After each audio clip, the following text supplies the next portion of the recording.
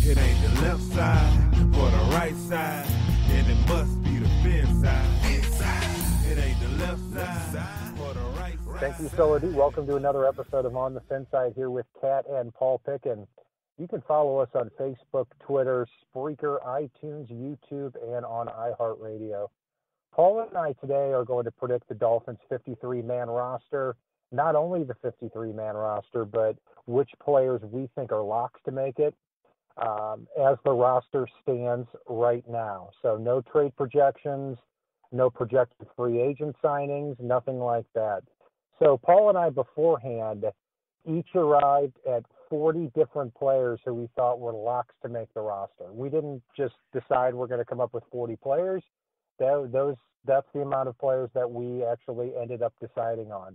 So we could have had as many players or as few of players as we wanted. We each independently came up with 40.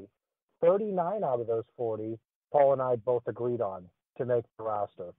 And we had one different player that we're going to get to a little bit later. So we'll go through the roster position by position, identify which players we agreed are locks, and then fill in the rest of the 53-man roster with who we think are going to make it. Paul doesn't know who I'm picking there. I don't know who Paul's picking. So, Paul, let's begin and start at that quarterback position. Jay Cutler and Matt Moore. I was actually pleasantly surprised to see Matt Moore on your final 53-man roster. I thought this might have been year 6 in a row that he did not make your roster, but you did include him. Anybody else that you think, what about Brandon Dowdy or David Fales? Do you have them making the 53 as well? I don't. And I don't love that I had to have Matt Moore on there. I do think he's the best option as a backup for this team right now. But I really hope they learn from the fact that they got caught with their pants down and draft a quarterback next year, even if it means they got to keep 3 on the roster for a season while that guy develops, because they need some type of insurance policy where they don't have to go out and spend $10 million in cap space. As much as I did like the Jay Cutler move, they got caught with their pants down on that. So for me, it's just 2 quarterbacks again. I'm with you on that. Brandon Dowdy, just watching him in the preseason game, I just don't see a whole heck of a lot to work with there. Even though he was really productive coming out of Western Kentucky with 96 touchdowns in 2 years, I didn't see those developmental skills. And I think you're right, Paul, that in the next year, 4th or 5th round, I'd love to see the Dolphins get a developmental quarterback. So 2 quarterbacks making the roster. I have 3 at running back. I know we've agreed on our 3 locks for this position: Jay Ajayi, Kenyon Drake, Damian Williams. I have 3 making the roster. I think you might have a 4th guy. I do. I flirted with the idea of either De'Veon Smith or Sonoris Perry, but I just didn't see enough there, and I didn't see a broad enough role for those guys. Storm Johnson was a guy that I really liked what I saw him in that preseason game the other night. I think he's a guy that can contribute a little bit on special teams, can contribute a little bit if he gets the ball in the backfield. And Gase, he likes to find a role for guys like that. I don't know that he'd be on the active roster on most game days, but he's a guy, if, say, Jay Ajayi has an issue, fingers crossed he doesn't, or even Kenyon Drake or Damian Williams goes down, he's a guy that could come in, take a few touches, and do a few things to help the team out here. History's probably on your side there, because over the last couple of years, last year Adam Gase did keep 4 running backs. Joe Philbin kept 4 running backs as well for a couple of years. And it's pretty typical for NFL teams to keep 4 running backs instead of 3. I think the Dolphins have an advantage here where Damian Williams is so versatile that the Dolphins can get away with only 3. The wide receiver position, I'm sure, is going to cause a little bit of debate. The top 3 are obvious. We've got Devontae Parker, Jarvis Landry, and Kenny Stills. One of the players that I had making it as a lock was Leonte Carroo, the Dolphins' 3rd-round pick for last year. But, Paul, you didn't have him as a lock. I didn't have him as a lock, but I do have him making my 53. And to be honest with you, given what we saw Jakeem Grant in the receiving game, and while I do know Carroo had that great touchdown catch, I've still got Grant a little bit ahead of Carroo, but I have both of those guys making the team, as well as Drew Morgan, who, while Stringfellow had a great game, the Dolphins are still enamored with Drew Morgan. And I had Morgan edge Stringfellow out basically based on what I'm seeing as far as the team's love for the guy. I actually have 7 wide receivers making the roster, even though that might seem like a crazy amount. I really felt that out of the wide receivers the Dolphins signed as undrafted free agents, I was shocked that they were able to land Drew Morgan, Francis Owusu, and DeMaurier Stringfellow, who had the 99-yard touchdown in the preseason game against the Falcons. And I think because of that, you're going to see a couple more of them make the roster. I also have Jakeem Grant making it. So we're in agreement on the top six, which are Landry, Parker, Stills, Leonte Carew, Jakeem Grant, Drew Morgan, and I also have Stringfellow making it as the seventh guy, probably the 53rd guy to make the roster. At the tight end spot, we're in agreement on this as well. Julius Thomas, Anthony Fasano, and Marquise Gray. Thomas Duarte, I was a little surprised that both of us left him off this list. I was a little surprised, too. I mean, the way I broke my list down, I had my locks. I had these guys are making it, 99% chance pretty much. And then I had my maybe guys. And I did have Duarte on my maybe list, as well as Stringfellow, who you just talked about. But when push came to shove, when I got through my locks and these guys are making the team, guys, even though they're not locks, I was down to four players that I had left to go out of my maybe list, which consisted of 7 or 8 guys. So for me, it was a numbers game. I love Duarte. I think he's got another year. He can sit on the practice squad and continue to develop. I like the skill set he has, but he was a lot more raw than anybody expected coming out of college.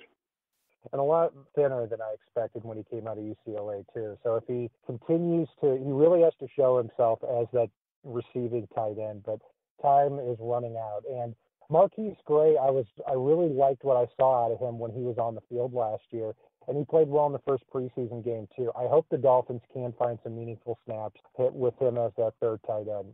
The offensive line, interesting scenario. Both of us have 7 as locks, and they are pretty obvious. Laramie Tunzel, Craig Urbick, Mike Pouncey, Jermon Bushrod, Juwan James as the starting 5. And then we have Sam Young and 5th-round rookie Isaac Asiata. So we have 7 as locks. Keep in mind, everybody, we are not including Ted Larson, who is going to miss the 2017 season with a torn pectoral muscle. So, Paul, we've got those 7 locks. Who fills out the rest of your depth chart there? There were 4 guys I really wanted to include, but I could only keep 3 of them. So, unfortunately, Eric Smith just missed my final 53. But for me, I have Jesse Davis making the roster. The Dolphins seem to love this kid. You watched the game the other night, you can see why. Anthony Steen was a guy that came in and did a lot last year, showed a lot of room for growth. And while I can't consider him a lock, he's got positional flexibility to play center and guard. And really, he was a big part of saving the season last year. And this team needs players with positional flexibility to play the center position. Mike Pouncey struggles to walk down a street and stay healthy at this point with the issues with his hips. He's almost in Koa Misi territory as far as the injuries go. And you've got to have some guys that can step in and fill that role, which is also why I went ahead and went with Jake Brendel. He was the guy when we talked about our guard preview position. I don't know if you remember, but I was talking about what I liked out of him coming out of college and the fact that he's shown that so far in training camp. The guy deserves a roster spot. And, the offensive line, the issues at center, it just makes sense. I do have 10 making the roster as well. I did put Eric Smith on here. Also had Anthony Steen as the backup center guard. I was very close to having him as a lock after Ted Larson went down. And Jake Brendel, I do have inching his way onto the roster too. Brendel is a player who was promoted to the 53-man roster here toward the end of the year, and he has looked pretty good so far by all accounts. The Dolphins are really going with quantity over quality right now in the interior of that line. That's why I think they're going to go with some strength in numbers. Paul, moving on to the defensive side of the ball, the locks we have on the defensive line, we've agreed on 7 of them. Cameron Wake and Ndamukong Suh, Jordan Phillips, Andre Branch, Charles Harris, Gavin Gotcha, and William Hayes. After that, a few players that are pretty close on the list here. Vincent Taylor makes the team as my 8th guy. He looked pretty good here in the first preseason game. He has looked good during camp. I was really close to having him as a lock as well. And then my 9th guy is going to be Malveaux, who had a sack against the Falcons in the preseason game. He's 6'5", 273 pounds, undrafted free agent out of Houston. And when you're 6'5", 273, and you run a 4.77 in the combine, those are pretty good measurables for an undrafted free agent. I did not have Terrence Fede making the final 53-man roster. So, Paul, after your first 7, how does the rest of your depth chart shake out? So I've got Vincent Taylor on there. This is also another one where you mentioned both of the guys that I flirted with here. I keep going back and forth, like even as we're sitting here talking, I'm questioning my decision because it's that close for me, which I didn't expect, but I liked what I saw out of Malveaux on Thursday. And as much as I did not like a lot of what I saw from Terrence Fede last season, he showed a little bit of a different gear again in this past preseason game, which makes this a really tough decision. I wound up going with Malveaux over Fede, but if you ask me this question again in 30 seconds, I might waffle back to a Fede on this. That's how torn I am on this. I didn't expect that going into the preseason game Thursday night, but they both played like players who belong on this roster. Yeah, and that's the great thing about what we're doing here is that these are going to change as the weeks go along. So we could be talking here at the end of the second preseason game against the Ravens, and we have 2 or 3 different scenarios for the 53-man roster. But looking at the linebacker spot, after Raekwon McMillan went down with the season-ending injury against the Falcons, I only have 5 making the final roster. We've agreed on 4 of them: Kiko Alonso, Lawrence Timmons, Neville Hewitt, and Mike Hall. I gave that 5th spot to Trevor Riley. Paul, what do you think? I actually have 6 linebackers making the roster. Gase loves to use them on special teams, which you have to do. I know a lot of folks question the Raekwon thing. I know we'll talk about that later. But these linebackers have to be able to play special teams as well. It's part of what got Mike Hall on the roster last season, was his propensity to make plays in the special teams game. And if you watch that first punt, Deion Lacey was down the field well ahead of everybody else. And Raekwon McMillan actually got himself blocked into Deion Lacey. I liked what I saw out of Lacey when he got in on the defensive side of the ball. And he's really a guy that has surprised me because I didn't really expect much of the kid. So I've got Deion Lacey making the team. And then I went ahead and went with Chase Allen, even though I do like Trevor Riley. I think Chase Allen edges him out as it stands right now. Interesting. Yeah, I'd say that's our biggest disagreement that we've had so far. Everything else has kind of gone straight down the list. Speaking of another disagreement that we did have, too, is, and again, we both have this guy making the final roster. You had him as a lock. I don't, but I have him making it at that cornerback spot, Alteron Werner. So we've agreed on 4 of them, Byron Maxwell, Xavier Howard starting, and then third-round pick Cordrea Tankersley, and also Tony Lippett, who had 4 interceptions last year. After that, Werner I have making the roster. You have him as a lock. Bobby McCain and Jordan Lucas, some youngsters here, previous 5th and 6th round picks, look like they're fighting for their lives. Did you have them making it? I did have Bobby McCain make the team. I did not end up with Jordan Lucas. I like the kid, but it's just a numbers game at this point. And for me, the TJ McDonald suspension, the fact that he's not going to count against the roster here. Walt Aikens may be listed as a corner now by the Dolphins, but he still has that positional flexibility, at least on paper, to play safety in a pinch. And I was torn between Lucas, Pitts, and Aikens, because Pitts did show a lot of promise after we talked about him in our DB preview. But for me, the positional versatility of Aikens edges him out here. He's a hell of a special teamer, so it works out that way. And he doesn't make a lot of money either. I think that's his big value, too. I did have Aikens making it. I did actually have Jordan Lucas making the final roster, too. So went with 7 defensive backs, or 7 cornerbacks overall. You can count Aikens as a corner safety. You can count Lucas as a corner safety. That's what we've got there. So at the safety spot, assuming that we do have Walt Aikens listed as a cornerback, I think we're in agreement here on the other 3, and that's free safety Nate Allen, strong safety Rashad Jones, and Swiss Army knife back there, Michael Thomas. I feel pretty confident in these guys here. I think it would be pretty hard-pressed to see an undrafted free agent crack that top rotation, especially with TJ McDonald coming back in midseason. I think when TJ McDonald comes back, barring some superhuman play from Walt Aikens or maybe an issue at linebacker, the way my roster's set up anyway for my 53, I think either Walt Aikens or Chase Allen would be the guy that gets the heave-ho, essentially, to make room for McDonald on the game day roster.